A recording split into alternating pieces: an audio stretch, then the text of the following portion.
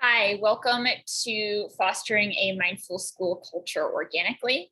My name is Emily Fleming, and I will be your presenter for this session. And I'm really excited to be here.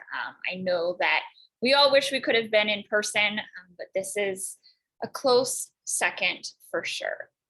So I just want to start off by sharing a little bit about who I am and why I'm here leading this session. I currently serve as the yoga and mindfulness teacher at the Crossroads School, which is a Title I charter school serving approximately 162 sixth, seventh, and eighth graders in Baltimore, Maryland. And I've been here teaching yoga and mindfulness as a full-time specials or enrichment class. So think a class like PE or art or music, everyone calls it something different, for the last 7 years. All of our students take my class during each of the 3 years that they're with us. And while many of them come in with little to no knowledge of yoga and mindfulness, they all leave with a strong understanding of these tools and practices. In my class, I seek to use yoga and mindfulness as tools for engaging in social emotional learning. And I've built a 3-year curriculum that incorporates core SEL tenets, arts integration, project-based learning, writing, yoga, and mindfulness, to name a few. And some of the work that I have done has also been around teacher self-care. I lead workshops through my yoga business for kids yoga teachers who are looking to bring yoga into schools. And so I feel like I have my hand in all sorts of different aspects of this education and yoga and mindfulness crossover. I started my teaching career in Chicago at 22. I taught special education on the South and the West sides before creating my current role at Crossroads.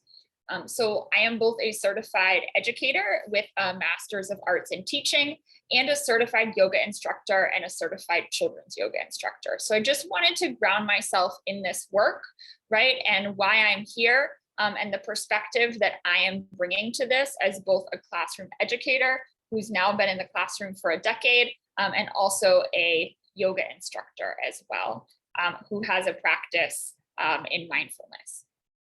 And in this workshop, I'm going to be sharing a few key tips for fostering a school culture of mindfulness organically.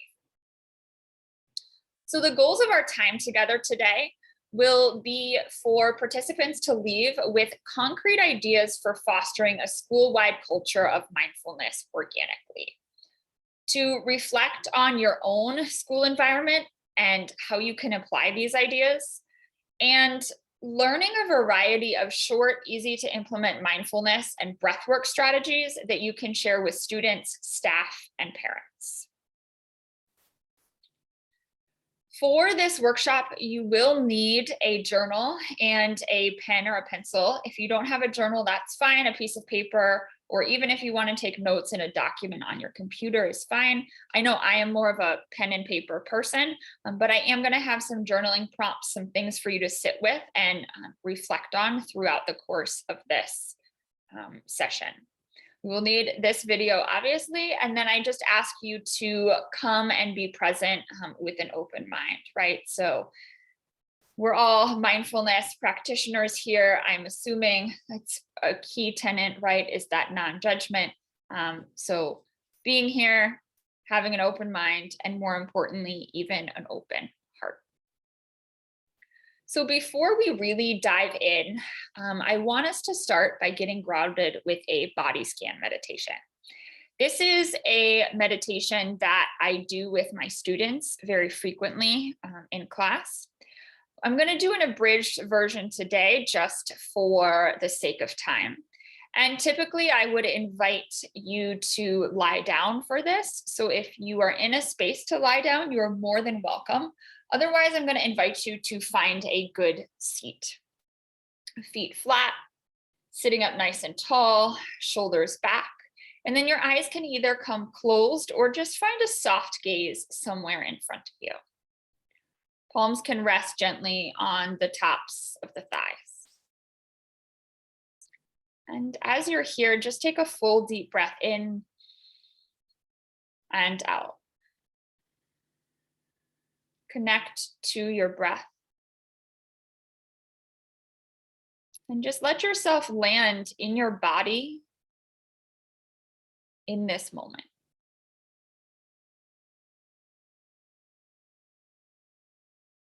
As you continue to breathe, bring your attention and your awareness to your feet.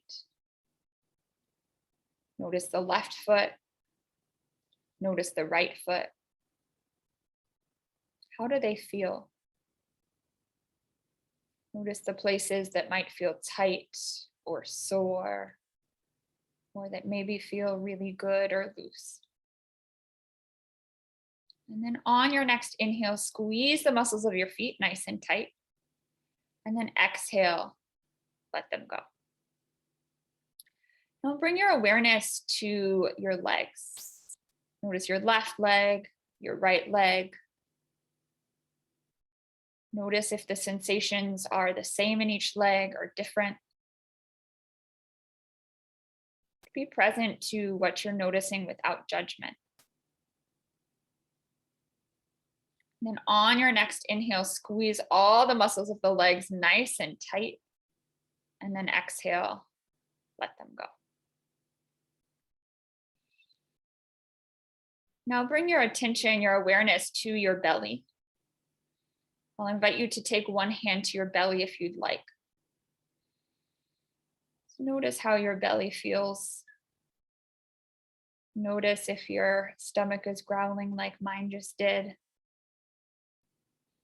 And then on your next inhale, take a nice full deep breath in. Hold that breath at the top. And then exhale, let it go. Bring that palm back to the lap if you brought it to your belly. Now bring your attention, your awareness to your hands. Notice your left and your right. How they feel. Are they hot? Are they cold? Are they heavy? Are they tight? They feel spry. And then on your next inhale, make fists with your hands. Squeeze the muscles of the hands nice and tight. Exhale, let them go. Now bring your attention, your awareness to your arms, your shoulders. Notice your left arm. Notice your right arm. How do they feel? Present here without judgment. And then on your next inhale, squeeze the muscles of the arms nice and tight. Maybe shrug your shoulders all the way up towards your ears. And then exhale, let them go. Lastly, bring your awareness to the muscles of your face. Notice if your brow feels furrowed, if the sides of your mouth are curling up in a smile. Be present to what is without judgment here. And then on your next inhale, squeeze the muscles of the face nice and tight. And then exhale, let them go. Take one more full breath in and out. And then if your eyes were closed, open them again. Begin to make your way back into this space. You let your eyes wander and find a few points to focus on before you bring your attention back to the screen.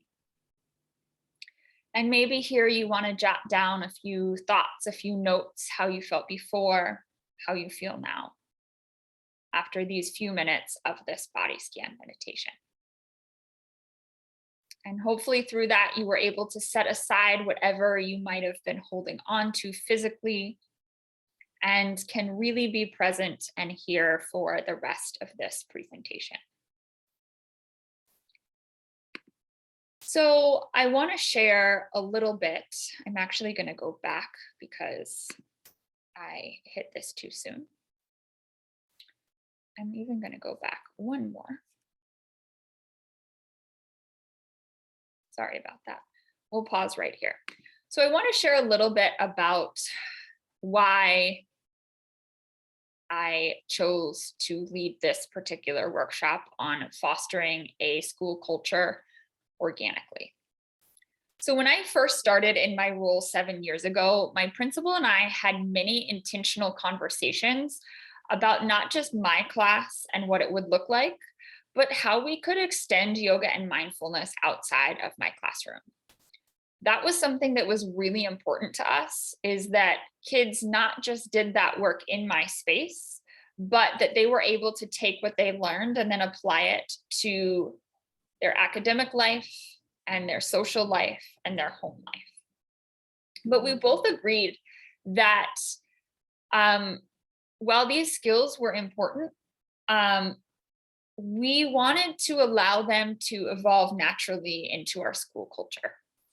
We wanted it to be student driven. We didn't want to mandate that teachers say start their class every single day with a 2-minute mindful moment. We didn't want to mandate brain breaks or everything else. And we both agreed that that would be more impactful, because we felt that if we were to mandate that teachers might come to resent it, right? As is often the case with mandated add-on initiatives, especially if a teacher doesn't have a practice themselves, or if they don't buy in, they're going to be less likely to implement that, and then less likely to then implement it with fidelity, right? And that might just become a thing that they actually have a strong reaction towards, that may not always be the most positive. So this workshop is a collection of learnings that we've had over the last 7 years. And I'll interweave this with some of the ways that our school culture has evolved over this time too. My hope is that you'll walk away with some tangible ideas and steps to support you in fostering a school-wide culture of mindfulness. So now we will move into the first tip that I wanted to share with you to really help to foster this organic growth of mindfulness into the school culture, which is to invite participation, not force it. As I mentioned, a key component to our strategy of allowing mindfulness to evolve naturally into our school culture was that we didn't force it on teachers. And that's been a very intentional choice from day one. And in my work with kids yoga and mindfulness teachers, one of the things that I often hear is this desire either to have teachers participate in those lessons, and I just don't understand why this teacher didn't do it, or that school leaders are mandating these brain breaks or mindful moments, whatever they are, in the school day. And so that's something that I've heard a lot about. And in the coaching that I've done with kids yoga teachers, it's become a point of tension of, well, I'm here leading this. The teacher is supposed to be bought in, but they're not. And I don't understand why they aren't. And so we really wanted to get around this. Instead of mandating that teachers start class with a mindful moment, and instead of making them sit through a whole professional development workshop on it, I instead have made a conscious effort to invite participation from our teachers. All of our staff members know that I have an open door policy. They're invited to come into my classroom at any point during the day and participate in yoga or mindfulness with us and what we're doing. And guess what? They do, but they do it on their own terms, right? I actually had a teacher today who popped in unannounced to my last class with my 8th graders. And unfortunately, at that moment, we weren't doing yoga, but that was what she came down for, right? So having that space where teachers feel comfortable coming in and where you feel comfortable inviting them into your space and inviting them to participate is so huge. I've had coworkers say, oh, I really need to stretch. I'm feeling sore, or, oh, I really need to release some stress, right? And then I remind them, hey, my door is always open. We'll be practicing at these times today. You're invited, come on down. And when they do come, the refrain that I hear from them after class is, I need to come do this more often. That was great, right?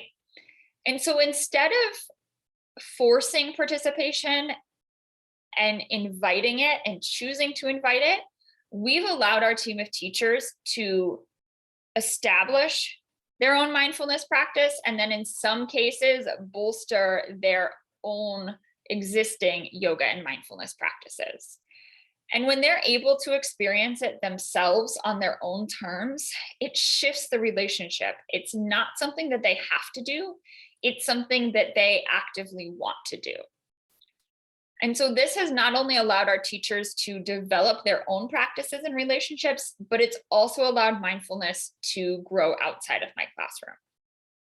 So if you look at this slide, right, you'll see this quote from one of my coworkers who's our 6th and 7th grade science teacher.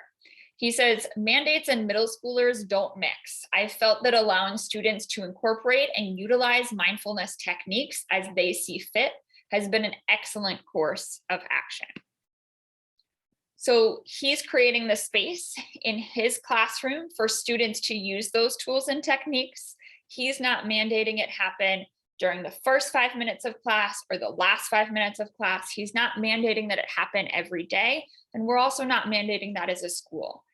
It's simply if you need to use a tool, if you feel like using a tool, if you want to use a tool in your toolbox, then you have the space and you have the time to do that. And part of this inviting participation, right, has led to this growth of mindfulness on a deeper level. So each year I teach my 6th graders an abridged version of the loving kindness meditation. And in addition to coworkers coming in, my principal comes into my classroom regularly. And he came in one day a few years ago while I was leading that meditation. And later he sought me out to tell me how much he loved it. And he wanted to incorporate a shortened version of it into our weekly grade level morning meetings that we start the day with. And so we did. We had a chant that we used to have all the kids recite. It was about succeeding in life and exceeding expectations. And it was this rah-rah way of starting the moment or starting the morning. But now we've replaced it with this shortened version of our loving kindness meditation. And that came from him. That didn't come from me. It came from him seeing what I was doing with kids and saying, I think we can take this and expand this really small thing into a larger system at our school. And so I'm just going to invite you now to participate in this modified loving kindness meditation that we do with our students during morning meeting.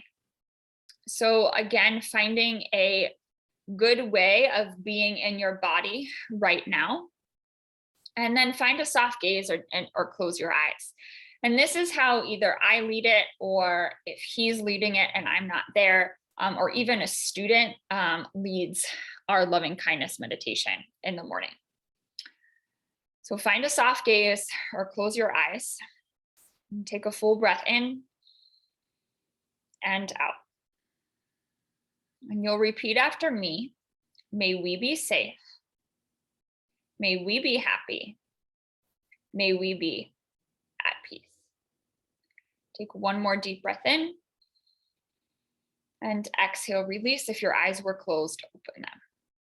And so we either close with this deep breath, or occasionally we might mindfully listen to the singing bowl, and then everyone heads off to class to start their day.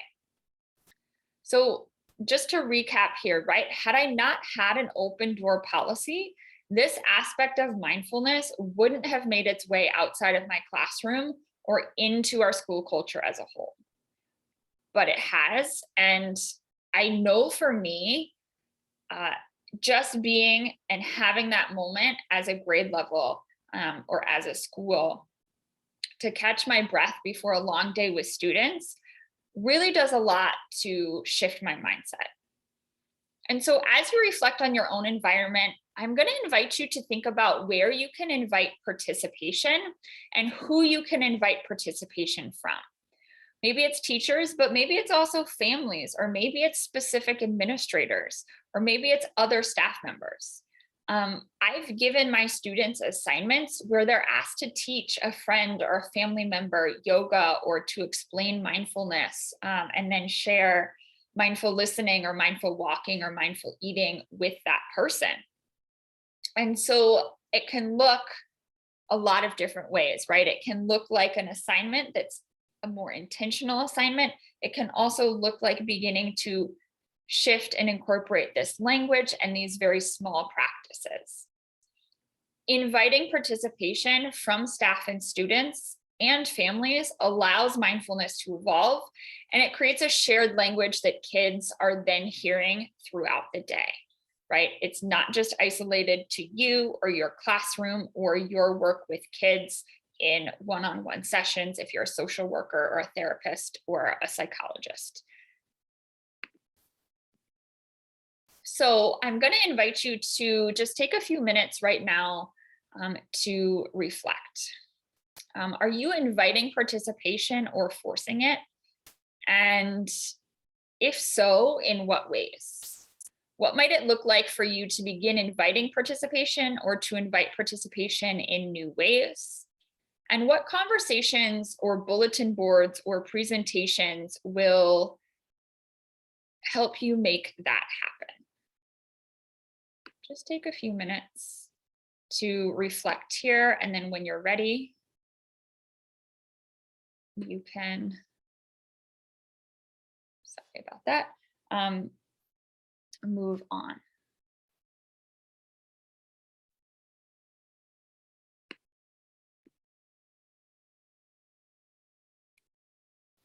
So the second tip I want to offer you is to find your champions and make them partners.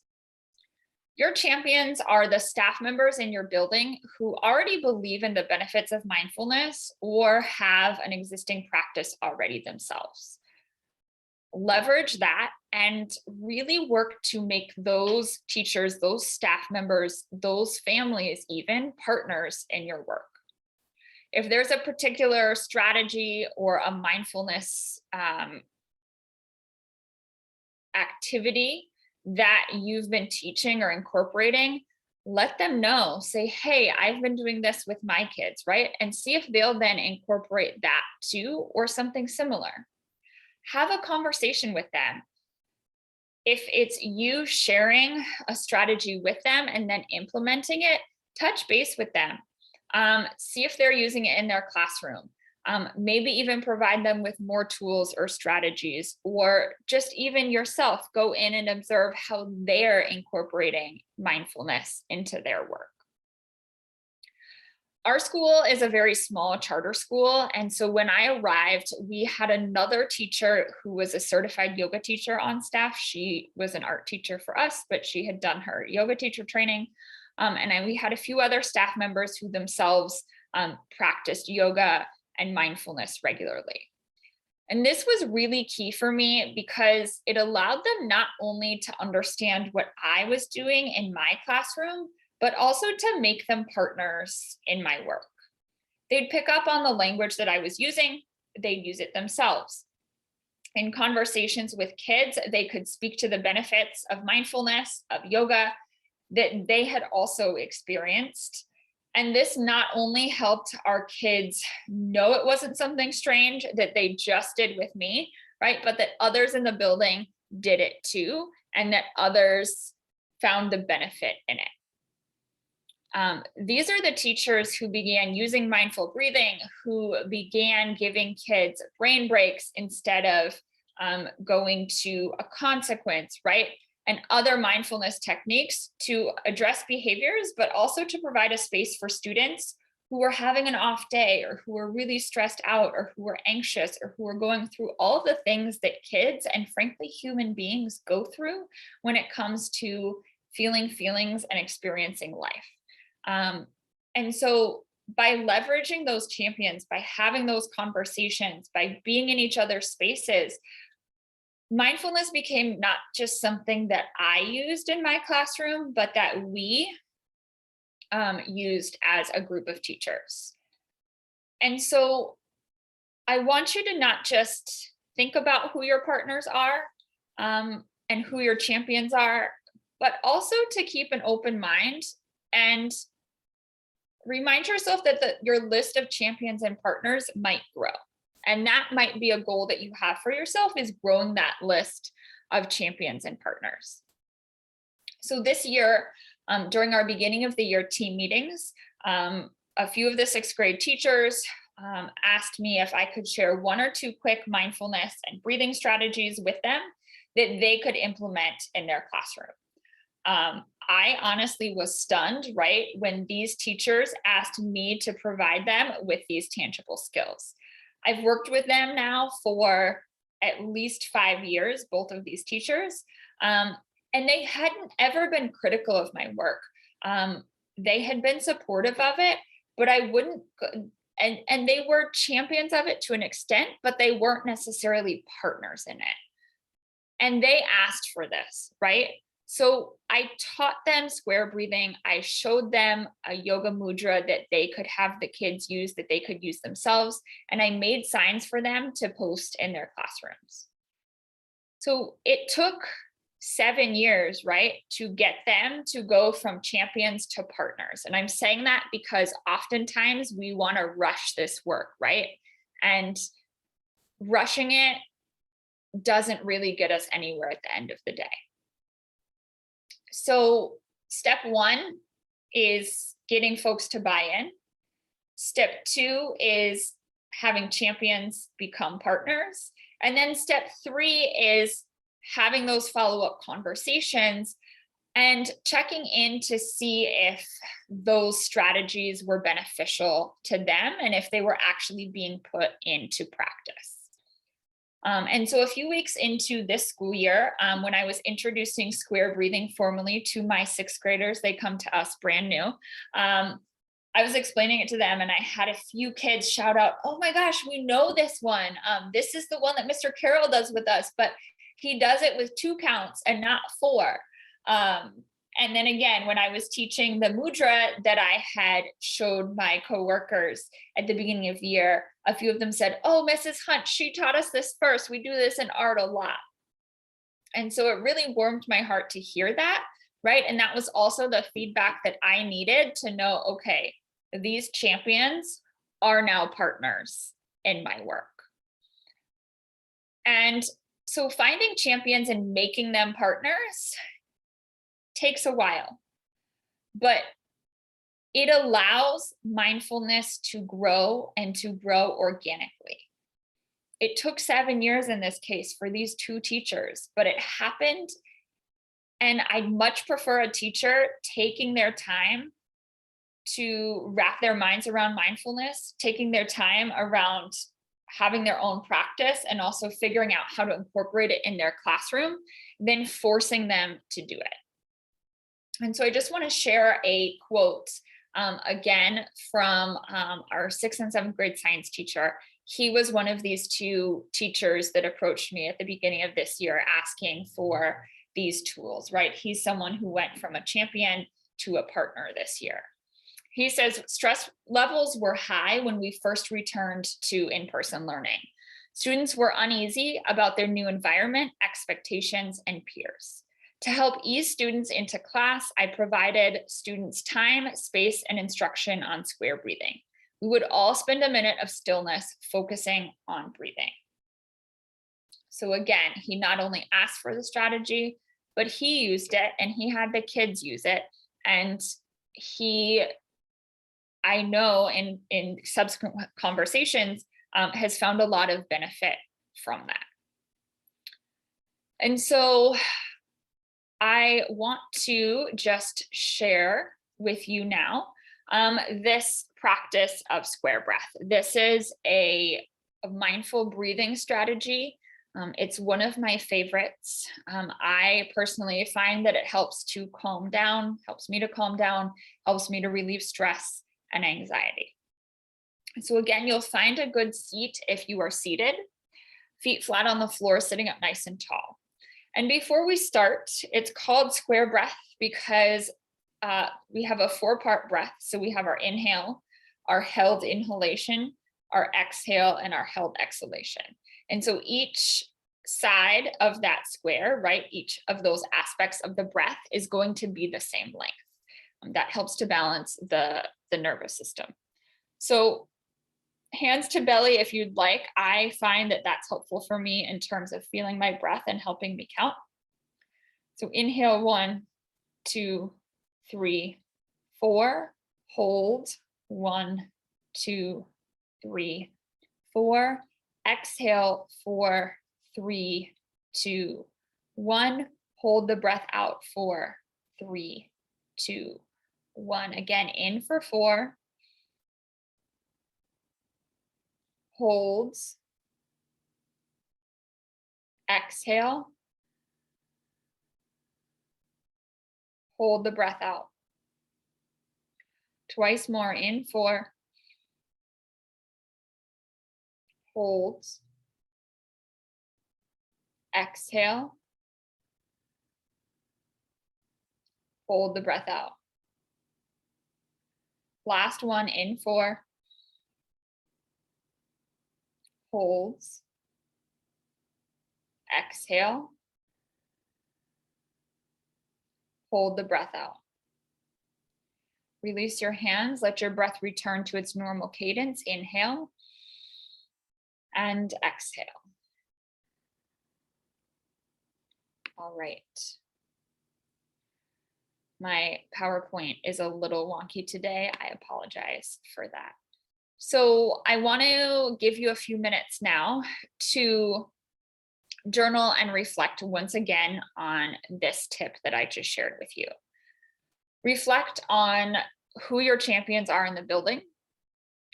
And then once you've identified those champions, think about your relationship with them. Are you engaging them as partners? And then who could be a champion but isn't yet? Or who could be a partner? Who is currently a champion but could be a partner, right?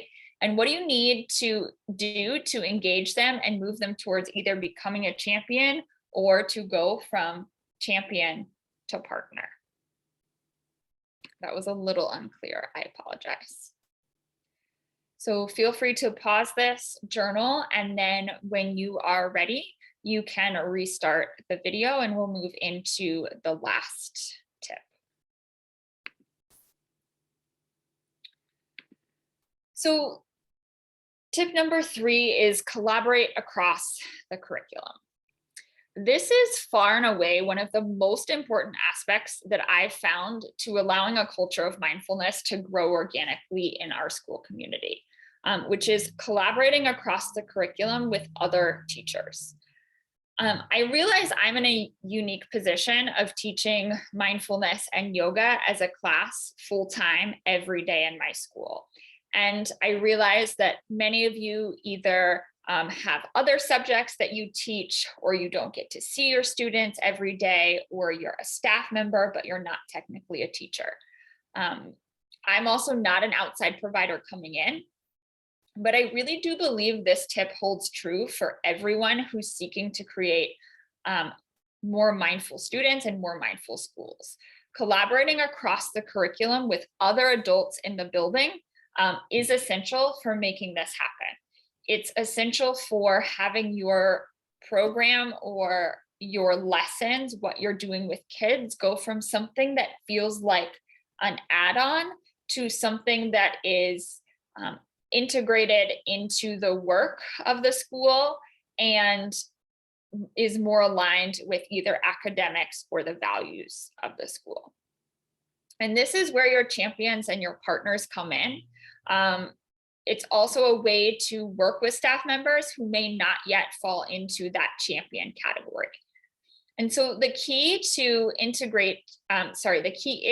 to integrate mindfulness into existing academic initiatives, projects, or lessons that students may already be completing. They also could be school-wide culture initiatives or projects or lessons that are already being implemented. So figure out what that means in your context. So I'm going to share an example for you of collaboration that I've done with our art teacher. So we're an arts integration school.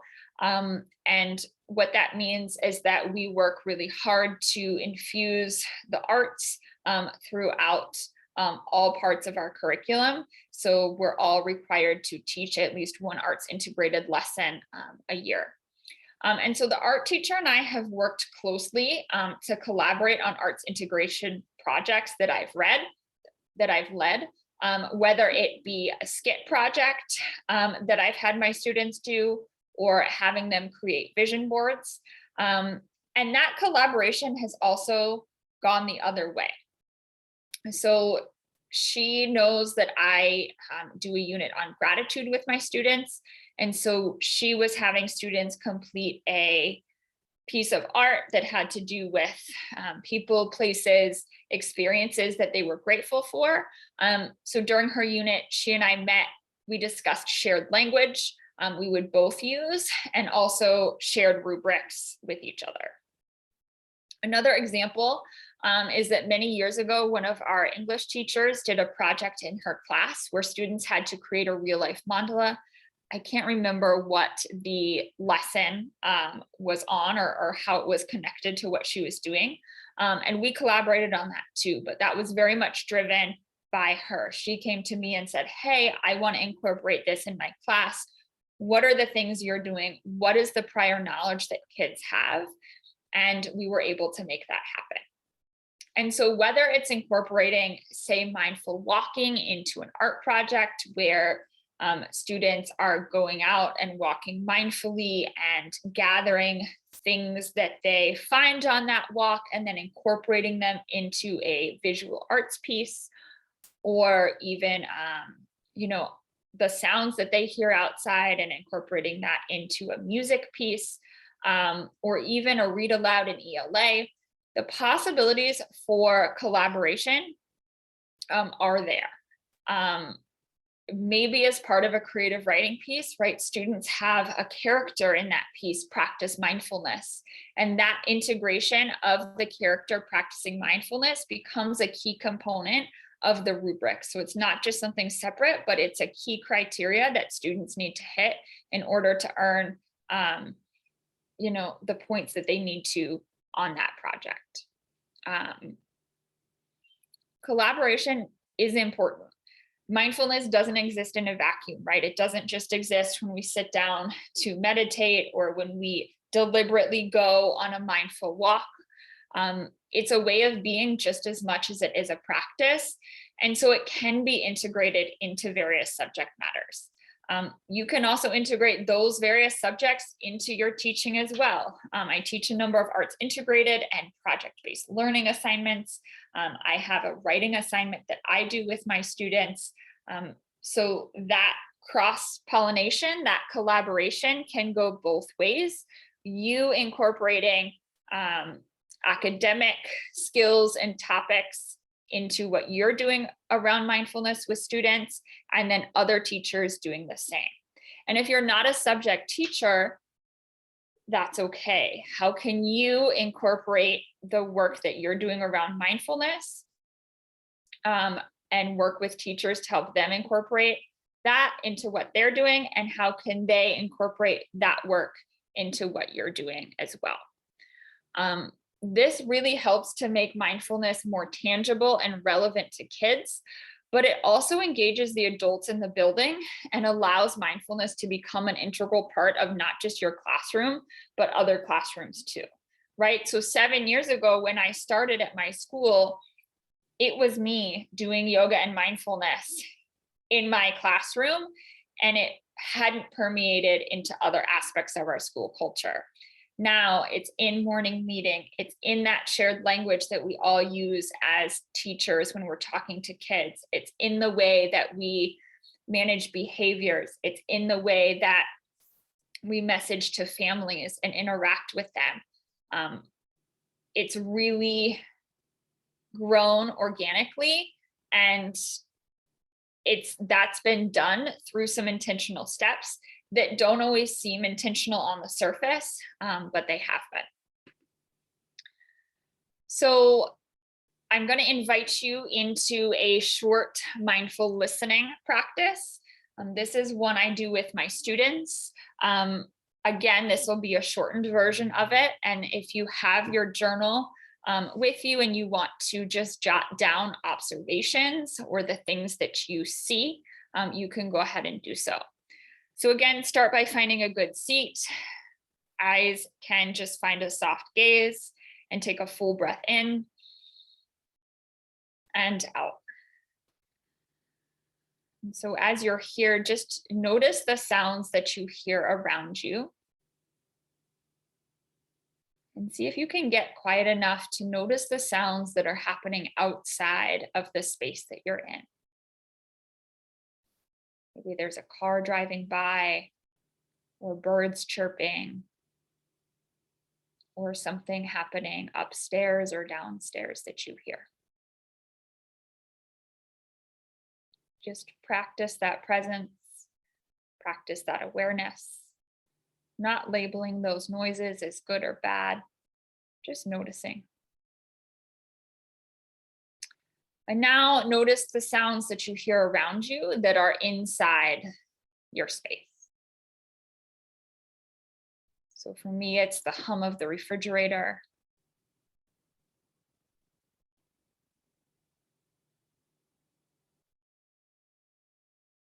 And now bring that layer to inside of yourself. Notice the sounds that you hear inside your own body getting quiet. Maybe it's the sound of your breath coming in and out through the nose. Maybe it's your heartbeat. Maybe it's your stomach growling.